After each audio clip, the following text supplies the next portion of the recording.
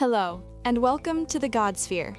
Today we explore Psalm 27, which is a testimony of trust and confidence in God, attributed to King David.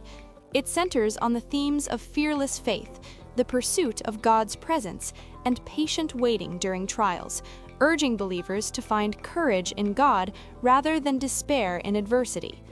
Psalm 27's power is evidenced by countless historical and personal accounts of transformation, of it being applied in extraordinary circumstances, and the comfort it provides even when sometimes we don't know why we are afraid and seem to have no need for fear or knowledge of the danger we face. We begin with a reading of Psalm 27, then explore some of the stories of the protection it has provided. Psalm 27.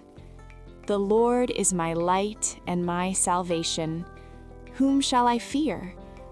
The Lord is the strength of my life. Of whom shall I be afraid?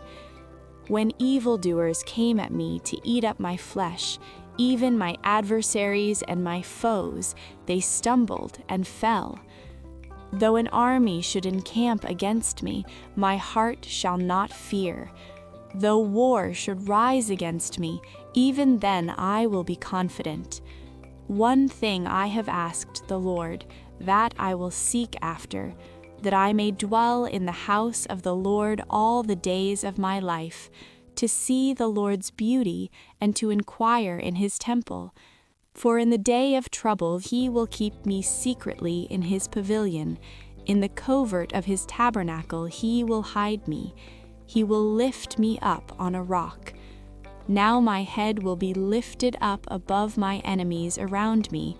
I will offer sacrifices of joy in his tent. I will sing, yes, I will sing praises to the Lord. Hear the Lord when I cry with my voice. Have mercy also on me, and answer me. When you said, "Seek my face," my heart said to you, I will seek your face, the Lord. Don't hide your face from me. Don't put your servant away in anger. You have been my help. Don't abandon me, neither forsake me, God of my salvation. When my father and my mother forsake me, then the Lord will take me up. Teach me your way, the Lord. Lead me in a straight path, because of my enemies. Don't deliver me over to the desire of my adversaries, for false witnesses have risen up against me, such as breathe out cruelty. I am still confident of this. I will see the goodness of the Lord in the land of the living. Wait for the Lord. Be strong, and let your heart take courage. Yes, wait for the Lord. David reminds us that when God is your light and stronghold, your safety, you gain a different kind of strength and a clear path toward resilience in the face of fear and adversity. The most striking story I have heard regarding God's power and comfort contained with this psalm is Sapir Cohen and the precognition that drew her to memorize Psalm 27. According to an interview with her, despite everything in her life being well, for 6 months she felt anxiety and a persistent, inexplicable sense that something bad would happen to her, that only God could help her with. Scrolling Instagram one day, she found Psalm 27 and a 30-day challenge that through reading this psalm, miracles would happen and you would be healthy and safe. Feeling the need to pray for the first time in her life, she started the challenge, and on day 30, she became caught up in an attack, was kidnapped, and held hostage for 55 days. Her previous inexplicable need to pray to be saved from an army and adversaries contained throughout Psalm 27 became clear to her. Her experience exemplifies how the psalm can provide a protective power, preparing the soul for a crisis it does not yet understand or have any knowledge of. In his memoir, Rabbi Shlomo Riskin writes about his family in Ukraine during the Russian Revolution, hiding while soldiers searched the house above them, but they managed to remain undiscovered. Riskin writes that they read Psalm 27 in a whisper over and over again. A quick exploration of Christian forums and blogs reveals thousands of testimonies from individuals facing common but devastating life crises: a cancer diagnosis, a sudden job loss, a divorce, or the crushing weight of chronic anxiety. For Sarah, a young mother diagnosed with an aggressive form of breast cancer, Psalm 27 became her IV drip of hope.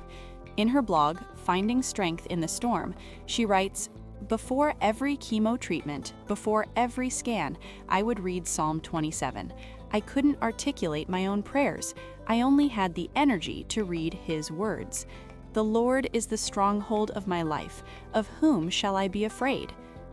Another account, from Michael, a seasoned executive who abruptly lost his job during an economic downturn, describes how the second half of the psalm, verses 7 through 14, was a source of profound validation. "For weeks I felt abandoned, forgotten by God," he wrote. "The first part of the psalm felt too perfect for me, but the second half, 'Do not hide your face from me, do not turn your servant away in anger.' That was my reality. It validated my anger and my feeling of abandonment, but it didn't leave me there. It forced me to the final command: wait for the Lord." That simple phrase reframed my entire experience from failure to a season of waiting. It allowed me to be strong and take heart. Psalm 27 is a text expertly crafted to mirror the human experience of finding faith in the midst of fear. It moves from a position of unshakable confidence through a necessary period of pleading and vulnerability to a reinforced, weight-based hope. Sometimes God gives us knowledge or a sense of dread to prepare us for or save us from danger. I'm curious, has anyone else experienced a moment where you were given a warning that ended up being your lifeline? A preemptive experience where God's word or a certain intuition ended up saving you? If you feel comfortable, please share your story in the comments so we can witness how He watches over us all.